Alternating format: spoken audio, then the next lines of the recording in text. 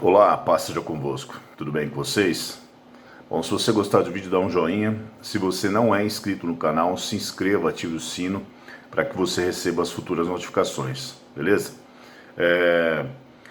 Eu quero falar hoje de um texto que está em Efésios capítulo 4, verso 14 e 15, apenas esses dois versículos, que diz assim: para que não sejamos como meninos agitados de um lado para o outro, levados ao redor por todo o vento de doutrina, pela artimanha dos homens, pela astúcia com que induzem ao erro, mas, segundo a verdade em amor, cresçamos em tudo naquele que é o cabeça, Cristo.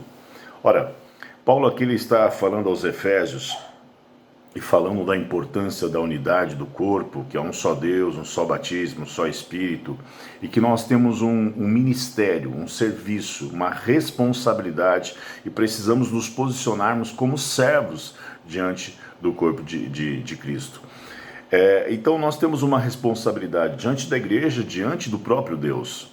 E isso tem que ser trazido para nós dentro de um contexto em que a gente precisa compreender que quando há uma saúde espiritual do corpo de Cristo, o crescimento ele se torna natural. É que nem um corpo, se as suas células estão boas, funcionando perfeitamente, o seu corpo vai crescer perfeitamente quando você é criança, passando para a adolescência e fase adulta. Então o que acontece? Aqui Paulo está dizendo, para que não sejamos como meninos, ou seja, ele está dizendo que nós precisamos amadurecer, nós temos que ter maturidade. O próprio Paulo fala no livro de Coríntios, capítulo 13, quando eu era menino, falava como menino, andava como menino e pensava como menino. Quando passei a ser homem, eu deixei as coisas próprias de menino. Então isso dá um entendimento que nós precisamos ter um crescimento espiritual e que a nossa vida espiritual é como a nossa vida carnal. Ela tem a fase de bebê, recém-nascido, precisa ser cuidado, aí você começa a andar, você começa a criar independência, até que você cria uma maturidade. E esta maturidade, ela vem com o tempo, e aí depende da necessidade de cada um. E é óbvio, você pode ver no sentido natural da coisa, que há muitos homens e mulheres que não cresceram na sua capacidade intelectual. Então nós temos que criar essa maturidade. Por isso Paulo fala, não sejamos como meninos, agitados de um lado para o outro, ao redor por todo o vento de doutrina. Então, algo aqui é bom, não, vou fazer isso. Não, mas isso não funciona. Então, hoje está bem, amanhã está mal, e a vida espiritual é sempre um alto e baixo que nunca se estabiliza e cria o equilíbrio para que a pessoa viva essa vida. Pela astúcia dos homens, mas aqui tem um termo interessante, mas seguindo a verdade em amor. Eu tenho que seguir a verdade. Qual é a verdade? A palavra de Deus. E a palavra é o próprio Cristo. Eu preciso seguir a Jesus em amor.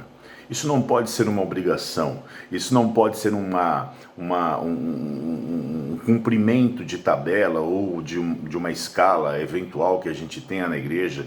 E se o fazemos, temos que fazer com amor. Tudo que fazemos precisa ser feito em amor. Por isso que o próprio Paulo diz, no mesmo Coríntios capítulo 13, mesmo que eu fale a língua dos homens, mesmo que eu dê o meu corpo para morrer por alguém, mesmo que eu faça milhões de coisas, se não for por amor, não valeu de nada. Então, eu tenho que seguir a verdade em amor. E aí ele diz, cresçamos em tudo. Ora, a maturidade ela precede o discernimento. Então, o que acontece? É óbvio que quando você é criança, você faz determinadas coisas porque você não tem o discernimento correto daquelas coisas. Então, quando você começa a ter o entendimento e a compreensão e você vai ganhando o conhecimento necessário, você vai tendo o entendimento e o discernimento que determinadas coisas você não pode fazer. E aí eu quero que você, em Hebreus capítulo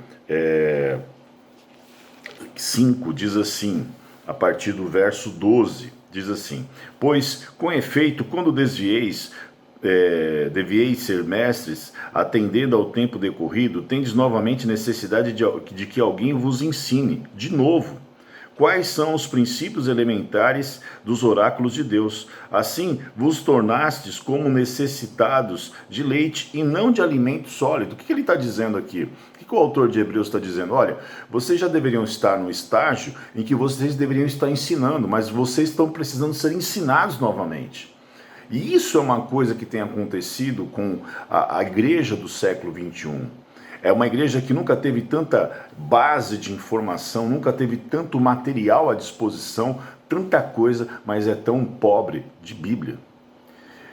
E Paulo, e o autor de Hebreus está dizendo, vocês deveriam ser mestres e agora vocês precisam ser ensinados novamente. Então, ao invés de vocês estarem comendo alimento sólido, vocês estão tomando leite novamente. Então perceba, olha, todo aquele que se alimenta de leite é inexperiente na palavra da justiça, porque é criança. Mas o alimento sólido é para os adultos, para aqueles que, pela prática, têm as suas faculdades exercitadas para discernir não somente o bem, mas também o mal. Por isso, pondo de parte os princípios elementares da doutrina de Cristo, deixemos-nos levar para o que é perfeito, não lançando de novo a base do arrependimento das obras mortas e da fé em Deus. Ou seja, ele está dizendo, ao invés de vocês progredirem, vocês estão regredindo. E aí eu quero que você perceba, essa é uma colocação tão profunda e tão necessária, porque nós temos que desenvolver algumas faculdades, né? Só que aí você precisa compreender e ser honesto com você. Qual a ordem de importância que tem a sua vida espiritual para você? Porque perceba, quando você precisa fazer determinadas coisas, você vai buscar o discernimento correto daquelas coisas, né? Então, por exemplo, quando algo se torna importante para você, né, você começa a ter discernimento do que você vai fazer. Por exemplo, você vai fazer uma dieta.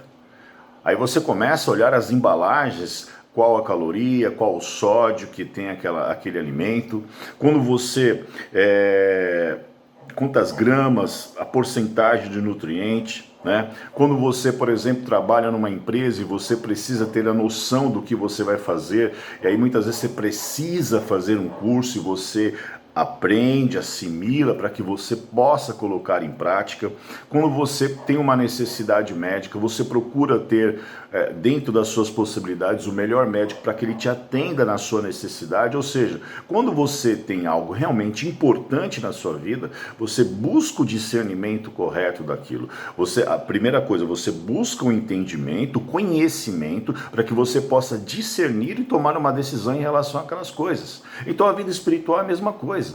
O que posso concluir é que muitos de nós têm levado a vida espiritual como uma coisa sem importância, ou como simplesmente um fator em que a gente vai lá, tem um momento e Deus agracia a nossa vida e a gente não tem compromisso nenhum com Ele, e a nossa vida não cresce. O problema é que muitos hoje querem a bênção, mas não querem o dono da bênção. Querem experiência, mas não querem envolvimento, não querem comprometimento.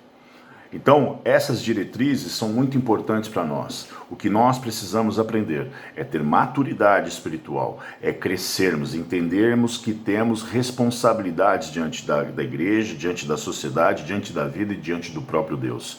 E que isso vai levar a cada um de nós, quando temos essa maturidade, a termos o discernimento correto e direcionarmos a nossa vida dentro do propósito de Deus. Pense nisso. Deus abençoe você.